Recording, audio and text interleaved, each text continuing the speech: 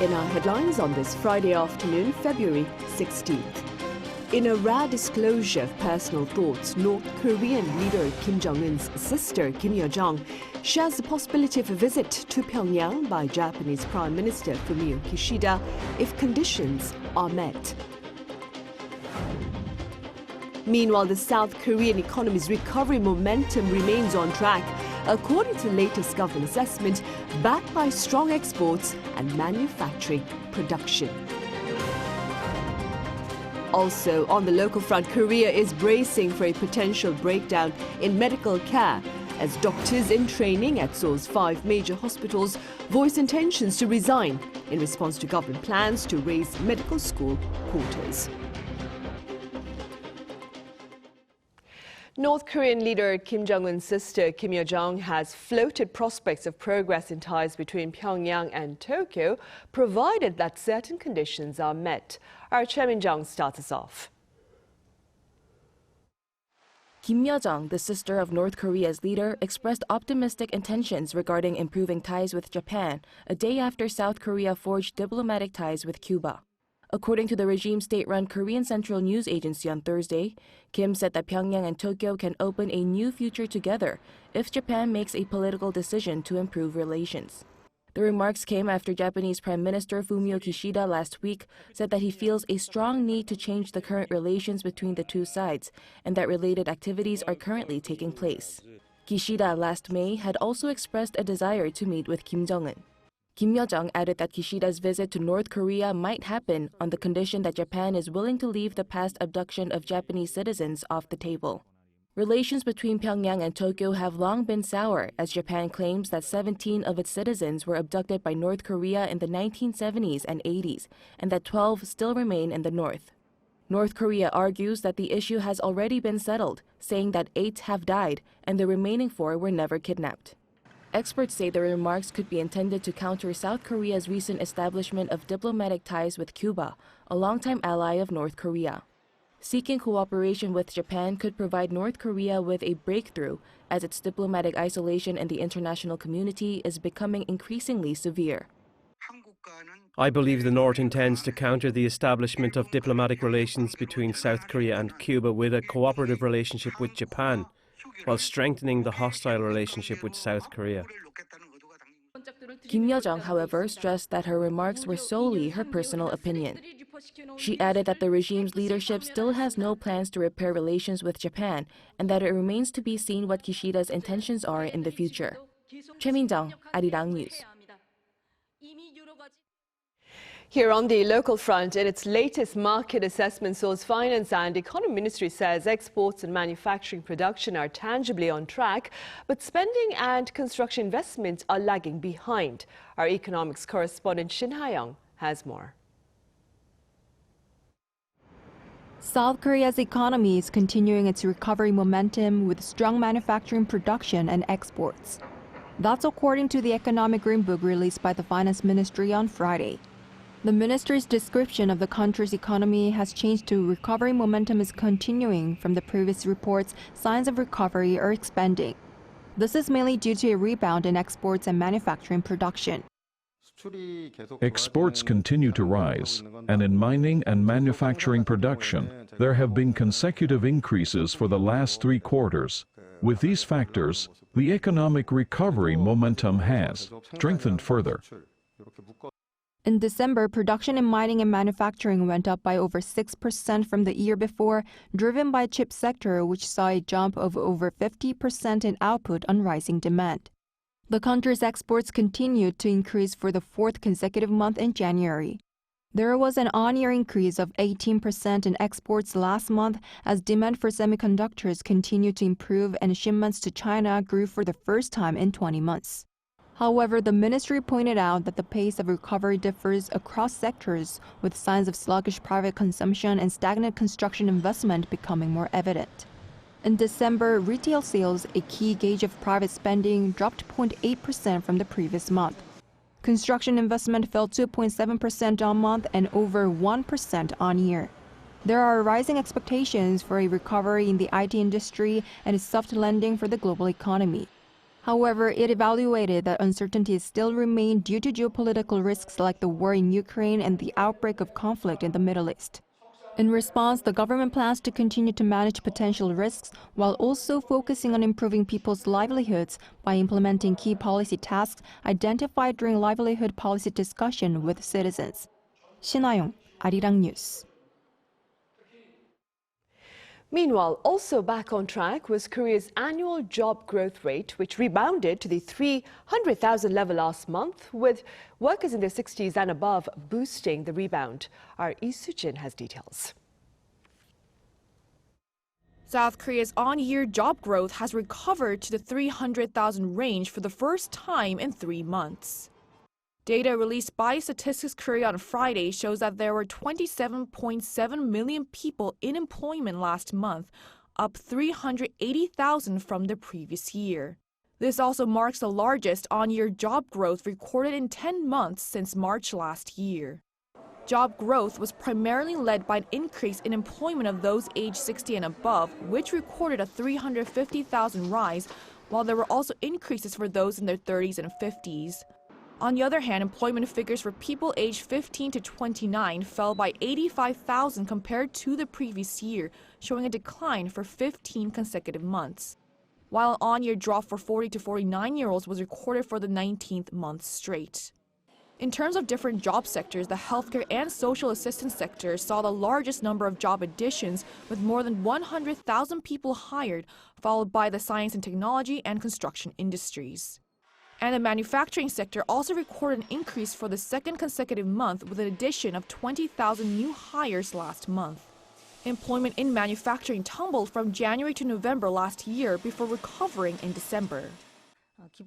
The growth in the manufacturing sector was partly due to the base effect, but the auto and medical sectors are also seeing a rise, and while the electronics and chemical sectors remain sluggish, they are also showing signs of recovery.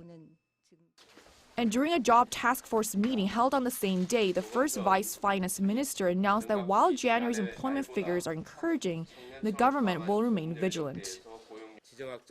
We will continue to respond and monitor risk factors amid concerns about geopolitical tensions and sluggish construction orders. We will also promote hiring programs to create 1.14 million jobs in the first half of the year. The vice minister also pledged that the finance ministry will continue to focus on implementing measures that will lead to an export-oriented recovery and expand women's participation in the workforce. Lee Soo-jin, Arirang News. And the Yoon administration has been pledging bold initiatives to bolster the local bourse and to end the so-called Korea discount. So what has been done to boost prices of undervalued stocks and to shore up shareholders' returns? Our Moon Hae-ryun responds. 제 임기 중에 글로벌 스탠다드에 맞지 않는 자본 시장의 규제는 과감하게 혁파해서 글로벌 증시 수준으로 코리아 디스카운트를 해소할 것입니다. President Yoon Suk-yeol pledged to reform the country's stock market, starting with a short-selling ban last year and following up with a new program that's to come. Korea discount refers to a phenomenon in which the value of companies listed on the Korean stock market is lower than that of other major countries. And it's a very real issue. According to the Korea Exchange, the PB ratio of the country's benchmark Kospi is one of the lowest out of the 38 OECD member countries. PB stands for price-to-book ratio, and it shows the market valuation of a company compared to its book value. If the PB ratio is lower than 1, it means that the company's current stock value is lower than the money left from selling its assets. A general outline of the corporate value-up program was released last month, and it aims to increase the value of stocks with low PB ratios. While the finer details will be announced sometime later this month, it is already affecting the market. The Kospi Composite Index surged from the 2,400 mark to over 2,620 over the past few weeks, and foreign investments began piling in.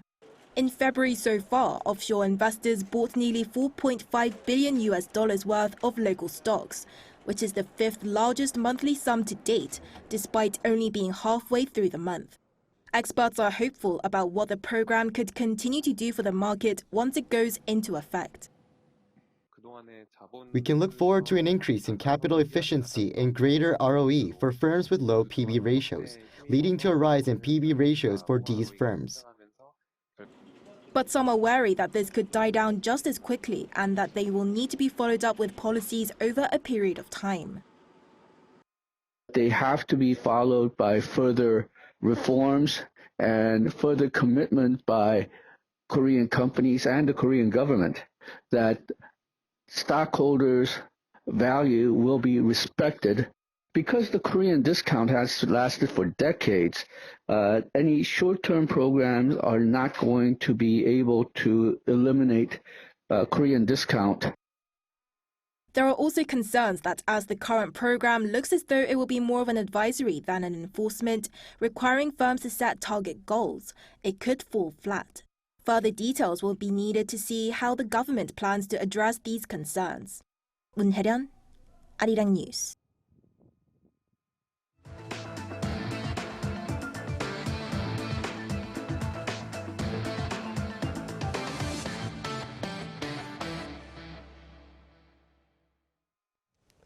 President Yoon Suk-yeol has disclosed details of financial support for full-time graduate students in national research programs on engineering and science.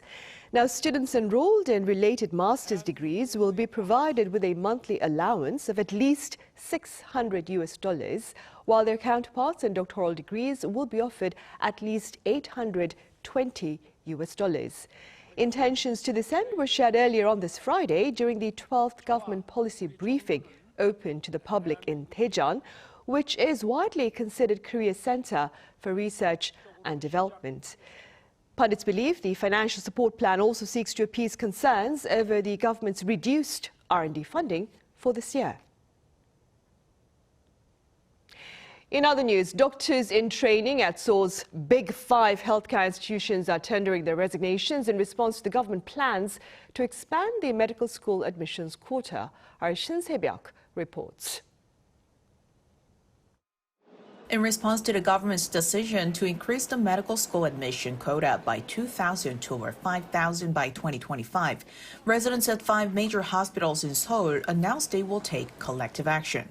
According to the Korean Inter-Resident Association on Friday, as a result of discussions with residents at the so-called Big Five hospitals, all residents at those hospitals will submit their resignation by the 19th and will stop working after 6 a.m. on the 20th. The Big Five hospitals refer to Seoul National University Hospital, Seoul Asan Medical Center, Catholic University of Korea Seoul St. Mary's Hospital, Severance Hospital, and Samsung Medical Center. The decision to hand in their resignation comes as KIRA and Big Five representatives urgently discussed measures to respond to the government plans from 11 p.m. Thursday to 2 a.m. Friday.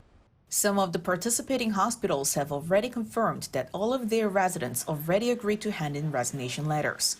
If collective action goes ahead as planned, it would mark the 4th time doctors have taken such action since the first medical strike in 2000. As of last year, it was reported that there were about 2,700 residents working at the Big Five hospitals. Meanwhile, medical students nationwide have decided to submit leave of absence requests en masse for next Tuesday, the 20th. This decision followed an emergency meeting held on Thursday evening by representatives from 35 of the nation's 40 medical schools. During the meeting, all 35 participants unanimously agreed to coordinate the submission of leave of absence request while ensuring unified action across all 40 medical schools. Another meeting to further discuss plans for upcoming actions, including the possibility of boycotting classes, is scheduled for later on Friday. However, according to the Education Ministry, as of Thursday afternoon, no leave of absence request had been submitted to the universities. In light of collective action by doctors and students, the government is planning to move forward with a solid response strategy. Currently, the Health Ministry prohibits collective action by doctors and has warned of the possibility of licenses being revoked if they do not follow a ministry's immediate return to work order in the event of a strike. Shin Se-byuk, Arirang News. Over in the Middle East, Israeli troops stormed Gaza's largest and last functioning hospital in search of hostages on Thursday, but to no avail. Our Yoon has the latest. On Thursday, Israeli forces raided the biggest functioning hospital in southern Gaza, claiming they were seeking the remains of hostages taken by Hamas. The Israeli military said it had credible intelligence of Hamas holding hostages at the Nasser hospital. According to Chief Military Spokesperson Rear Admiral Daniel Hagari, forces conducted a precise and limited operation there without forcibly evacuating medics or patients. Israel has accused Hamas of using hospitals and other civilian structures to shield its fighters. The raid on Nasser hospital came hours after an Israeli attack killed a patient and wounded 6 others inside the complex. The Gaza Health Ministry said that as troops searched hospital buildings, they ordered more than 460 staff, patients, and their relatives to move into an older building in the compound that isn't equipped to treat patients, adding that fuel for generators would soon run out, which would endanger the lives of those in intensive care. Meanwhile, a wall is being built in Egypt, close to its border with the war-torn Gaza Strip. Footage and satellite imagery obtained by news outlets show that a plot of land has been cleared off and a wall is being built in the buffer zone between Egypt and Rafah, apparently over concerns that refugees from Gaza will spill over across the border. Rafah is now overflowing with over 1 million displaced Palestinians struggling to survive in tents and makeshift shelters with scarce access to food and other critically needed supplies. The New York Times has reported that their analysis of the satellite images indicated that the work began around February 5th.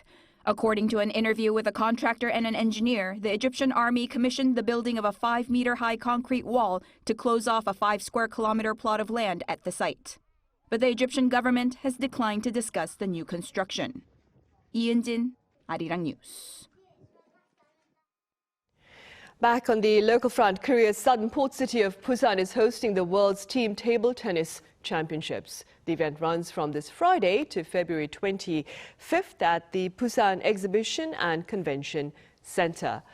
Over 2,000 players from 47 countries are competing, with the top 8 men's and women's teams set to qualify for the Olympics in Paris this summer.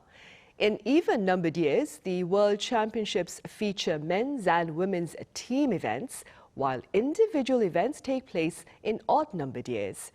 Korea was scheduled to play host in 2020, but the event was postponed owing, that is, to the pandemic.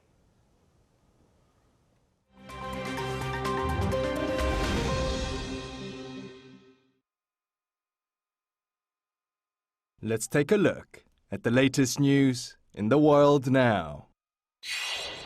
In Russia, a Ukrainian missile attack on the southern Russian city of Belgorod on Thursday has left at least 7 dead, including a 1-year-old girl. Russia's health ministry confirmed the 7 deaths and said 18 others, including 4 children, were hospitalized, with 6 in serious condition. According to regional authorities, Ukraine's attack left severe damage to a shopping center, a sports complex, and nearby apartment blocks. While Kiev made no immediate comments, Russia's foreign ministry called the attack a monstrous crime against civilians. Located some 40 kilometers from the border, Belgorod is the nearest major Russian city to Ukraine. Last December, Ukrainian drone and missile attacks on Belgorod killed 25 civilians and prompted hundreds of residents to evacuate. In the United States, Kansas City police have said the deadly shooting at Wednesday's Super Bowl celebration started from a dispute between several people on the day of the parade. The shooting left 1 dead and more than 20 injured. While no suspects have yet been charged, Kansas City police has 2 juveniles in custody and identified that the shooting stemmed from a personal dispute. A 3rd person, who had been detained, was released on Thursday as they were cleared of any involvement in the shooting. Kansas City Police Chief Stacey Graves said there was no link to terrorism. The parade for Kansas City Chiefs' Super Bowl victory amassed around 1 million fans and parade goers. According to the Gun Violence Archive, the shooting at the parade was at least the 48th mass shooting in the United States this year. Former U.S. President Donald Trump's bid to dismiss an indictment case related to hush money paid to a porn star has failed, as a New York judge on Thursday denied the request. Following the ruling by Justice Juan Merchan, Trump is set to become the first former U.S. president to stand trial on criminal charges, with March 25th set as the trial date. Trump had been seeking the dismissal of the 34-count indictment over the falsification of business records to cover up a payment of $130,000 to porn star Stormy Daniels before the 2016 election. In Brazil's Rio de Janeiro, the annual festival of color and energy, Carnival, is coming to an end. The 2024 Rio Carnival Festival, which began on the 9th of February, will see its final day of celebrations on Saturday, February the 17th. And after competition between Rio's elite samba schools at the world-famous Sambadrome, it was the Viraduro Samba School that took victory. This means that the Viraduro School will have the honor of reprising their performance at the Champions Parade on Saturday. Kim Yo-jong, Arirang News.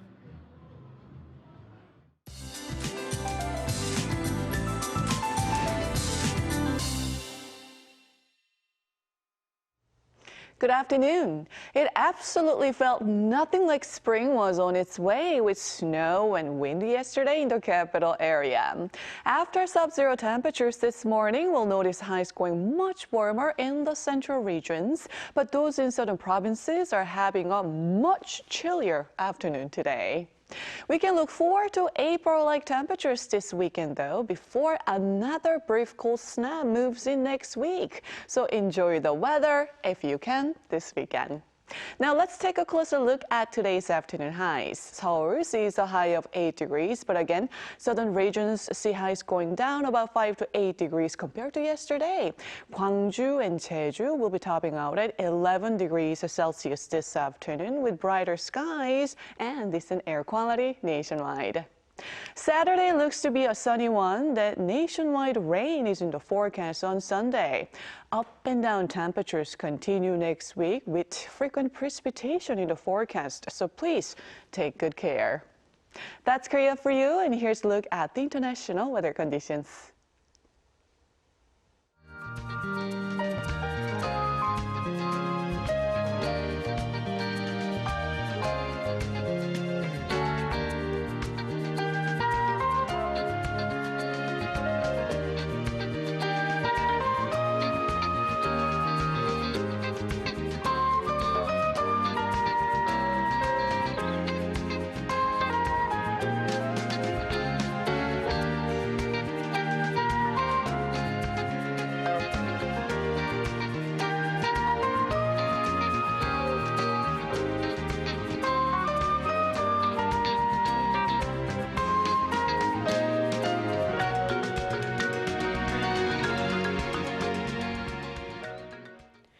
Right, and on that note, we end Friday's afternoon newscast. Coming up next is our panel session, so do stay with us.